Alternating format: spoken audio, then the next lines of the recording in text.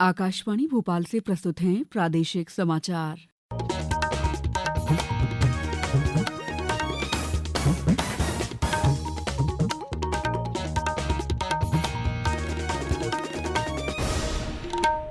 नमस्कार, समाचारों के साथ मैं दीपा सिंह। सबसे पहले मुख्य समाचार। केंद्रीय सड़क परिवहन और राजमार्ग मंत्री नितिन गडकरी ने कहा, पूरे देश में चालक प्रशिक्षण संस्थान स्थापित किए जाएंगे। युवाओं की समग्र विकास के लिए सरकार 12 जनवरी से शुरू करेगी स्वामी विवेकानंद युवा शक्ति मिशन। प्रदेश में पंजीकृत गौशालाओं में रहने वाले पशुओं का अनुदान हुआ दोगुना। और 28वें राज्य स्तरीय युवा महोत्सव का समापन आज। मुख्यमंत्री डॉ मोहन यादव मुख्य अतिथि के रूप में होंगे शामिल। अब समाचार विस्तार से। केंद्रीय सड़क परिवहन और राजमार्ग मंत्री नितिन गडकरी ने पूरे भारत में चालक प्रशिक्षण संस्थान स्थापित किए जाने के लिए एक योजना घोषित की है। इसके तहत संस्थान की स्थापना के लिए प्रोत्साहन राशि उपलब्ध कराई जाएगी। स्वचालित परीक्षण केंद्र और चालक प्रशिक्षण संस्थान की एकीकृत अवसंरचना के लिए अतिरिक्त प्रोत्साहन राशि भी दी जाएगी। गंभीर बात यह है कि 18 से 34 वयोगट में 66% मौतें हुई है। हमारे स्कूल और कॉलेज के सामने एग्जिट एंट्री पॉइंट में उसकी ठीक व्यवस्था न होने के कारण 10,000 बच्चों की मौतें हुई है। स्कूल के लिए जो ऑटो रिक्शा है और जो मिनी बस है उसके बारे में भी हमने नियम बनाए। तो पहली बात तो रोड सेफ्टी, इस विषय पर काफी डिटेल में चर्चा हुई। आगे सबने मिलकर ये निर्धार तय किया है कि हम इसको कम करने की कोशिश करेंगे। श्री गडकरी ने कहा है कि देश में कुशल चालकों की कमी है और सरकार तथा अधिक चालक प्रशिक्षण केंद्र स्थापित करने के लिए वचनबद्ध है। श्री गडकरी ने कहा है कि सभी राज्यों और केंद्र शासित प्रदेशों के परिवहन मंत्रियों के साथ हुई बैठक में सड़क सुरक्षा पर प्राथमिक रूप से विचार विमर्श हुआ।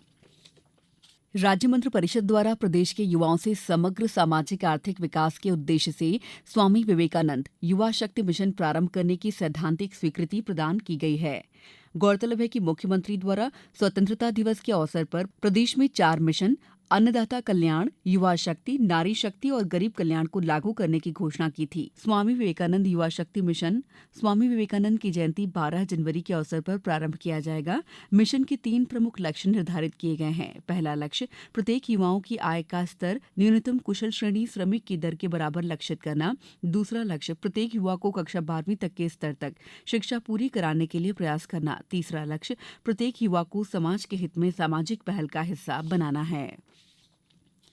American society of civil engineers और जल संसाधन विभाग द्वारा भोपाल में आज से 3 दिवसीय 12वां अंतर्राष्ट्रीय जल और पर्यावरण सम्मेलन आयोजित किया जा रहा है। इस सम्मेलन का मुख्य विषय है जलवायु परिवर्तन के अनुकूल, सतत और मजबूत जल बुनियादी ढांचे का निर्माण करना है। सम्मेलन से पहले 45 सदस्यीय दल तकनीकी भ्रमण पर कुंडलिया डैम राजगढ़ पहुंचा। इस दौरान परियोजना प्रशासक और अधीक्षक यंत्री विकास राजौरिया ने संयुक्त दल के सामने मोहनपुरा कुंडलिया प्रोजेक्ट के निर्माण से लेकर किसान के खेत तक पहुंचने वाले सिंचाई के पानी के तरीके को बताया। भोपाल को यूनेस्को में विश्व की साहित्य नगरी के रूप में पहचान दिलाई जाएगी। इससे भोपाल के साहित्य और साहित्यकारों को वैश्विक मंच मिलेगा। इससे भोपाल के शैक्षणिक, सामाजिक और सांस्कृतिक विकास को भी गति मिलेगी। महापौर मालती राय ने भोपाल को साहित्य के क्षेत्र में नामित किए जाने के लिए एप्लीकेशन और डिक्लेरेशन पर हस्ताक्षर किए। प्रमुख सचिव संस्कृति शिवशेखर शुक्ला ने कहा है कि यूनेस्को की क्रिएटिव सिटी नेटवर्क में भोपाल को साहित्य के क्षेत्र में नामित करने का प्रयास किया जा रहा है। यूनेस्को ने साहित्य के क्षेत्र में 39 देशों के 53 शहरों को क्रिएटिव सिटी नेटवर्क के रूप में शामिल किया है। समाचारों में वक्त है ब्रेक का। ये समाचार आप आकाशवाणी मध्य प्रदेश से सुन रहे हैं। ये समाचार बुलेटिन YouTube पर Madhya Pradesh news All India Radio channel पर और फेसबुक साथ ही एक्स प्लेटफॉर्म पर AIR न्यूज भोपाल पेज पर सुने जा सकते हैं। इसके अलावा आप हमारी वेबसाइट newsonair.gov.in पर अथवा न्यूज ऑन AIR ऐप पर भी समाचार सुन सकते हैं। ब्रेक के बाद समाचारों में आपका एक बार फिर स्वागत है। प्रदेश में पशुपालन और दुग्ध उत्पादन को बढ़ावा देने के लिए पंजीकृत गौशालाओं में रहने वाले पशुओं का अनुदान 20 रुपये प्रतिदिन प्रति पशु से बढ़ाकर 40 रुपये किया जा रहा है। दुग्ध उत्पादकों को बोनस दिए जाने की भी सरकार की योजना है। मुख्यमंत्री डॉ मोहन यादव ने पशुपालन और डेयरी विभाग की समीक्षा बैठक में निर्देश दिए हैं कि प्रदेश में संचालित सभी गौशालाओं का निरीक्षण करवाया जाए। अनुदान की राशि का दुरुपयोग नहीं होना चाहिए। मुख्यमंत्री ने घरों में गौवंश पालने के लिए भी शीघ्र योजना बनाने के निर्देश दिए। प्रदेश के बड़े नगरों भोपाल, इंदौर, जबलपुर की तरह अन्य बड़ी नगर पालिकाओं में भी आधुनिक गौशालाओं का निर्माण निर्माण किया जाएगा। गौरतलब है कि 20वीं पशु संगणना के अनुसार प्रदेश में 1,87,00,000 गौवंश हैं। प्रदेश में युवाओं को पुलिस और आर्मी में रोजगार के लिए तैयार करने के लिए Parth police army recruitment training and हुनर योजना तैयार की गई है। योजना का शुभारंभ मुख्यमंत्री डॉ मोहन यादव आज राज्य स्तरीय युवा महोत्सव कार्यक्रम के समापन समारोह में करेंगे। योजना में प्रदेश के युवाओं को भारतीय सेना, पुलिस, पैरामिलिट्री आदि में रोजगार उपलब्ध कराने के लिए भर्ती पूर्व शारीरिक और मानसिक रूप से प्रशिक्षण देने के लिए प्रशिक्षण योजना संभाग स्तर पर संचालित की जाएगी। खेल और युवा कल्याण मंत्री विश्वास कैलाश सारंग ने बताया है कि विभाग द्वारा प्रदेश के सभी युवाओं को एक प्लेटफॉर्म पर जोड़ने के लिए MPYP पोर्टल भी तैयार किया जा रहा है। एक नए अभियान की शुरुआत कर रहे हैं जिसका नाम हम दे रहे हैं युवा प्रेरक, MPYP, मध्य प्रदेश युवा प्रेरक। उसमें आप भी शामिल हो सकते हैं। आप जैसे युवा भी जो कि आगे आने वाले समय में अपने माध्यम से युवाओं को सामाजिक उत्तरदायित्व और उनके भविष्य के सही निर्धारण की प्रेरणा दे सकते हो, उनको प्रेरक कर सकते हो। बेसिकली मेंटर जिसको हम बोलते हैं, ये मेंटर बनाने के लिए एक हम प्लेटफॉर्म उपलब्ध करा रहे हैं। 28वें राज्य स्तरीय युवा महोत्सव का आज समापन होगा।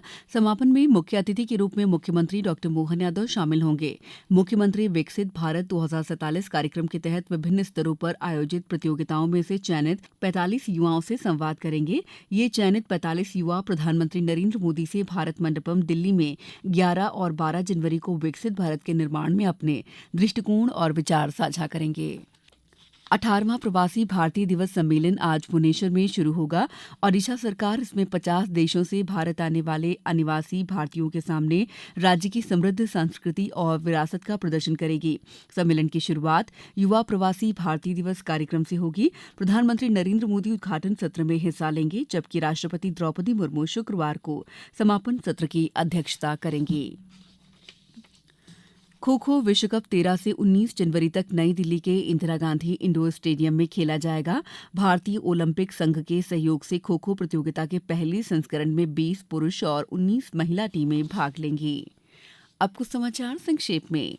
भोपाल स्थित भोज मुक्त विश्वविद्यालय Commonwealth educational media centre for Asia के साथ मिलकर किसानों के लिए आर्टिफिशियल इंटेलिजेंस का प्रशिक्षण देगा। धार जिले के सभी शासकीय प्राथमिक विद्यालयों में बुनियादी साक्षरता और संख्या ज्ञान FLN मेले का आयोजन 11 जनवरी को किया जाएगा। खरगोन में लोकमाता अहिल्या देवी के जन्म त्रयोदशी वर्ष के उपलक्ष्य में आज से राधाकुंज परिसर में 2 दिवसीय सिक्का प्रदर्शनी का शुभारंभ होगा। छतरपुर जिले में 10 से 25 फरवरी तक फाइलेरिया कार्यक्रम का आयोजन किया जाएगा, जिससे जिले को हाथी पांव की बीमारी से मुक्त किया जा सके। मुरैना के नशा मुक्ति केंद्र बानमौर में एकीकृत स्वास्थ्य जांच शिविर अभियान आयोजित किया गया। राजगढ़ में खाद्य सुरक्षा से संबंधित जिला स्तरीय सलाहकार समिति की बैठक आज दोपहर 12 बजे आयोजित की जाएगी। डिंडौरी में नेहरू युवा केंद्र के तत्वावधान में शासकीय एकीकृत हाई स्कूल विद्यापुर में खेलकूद प्रतियोगिताओं का आयोजन किया गया। नीमच जिले की ग्राम पंचायत चल्दू में बछड़ा समुदाय और अन्य महिलाओं के लिए 5 दिवसीय बंधेज प्रशिक्षण कार्यक्रम का आयोजन किया जा रहा है।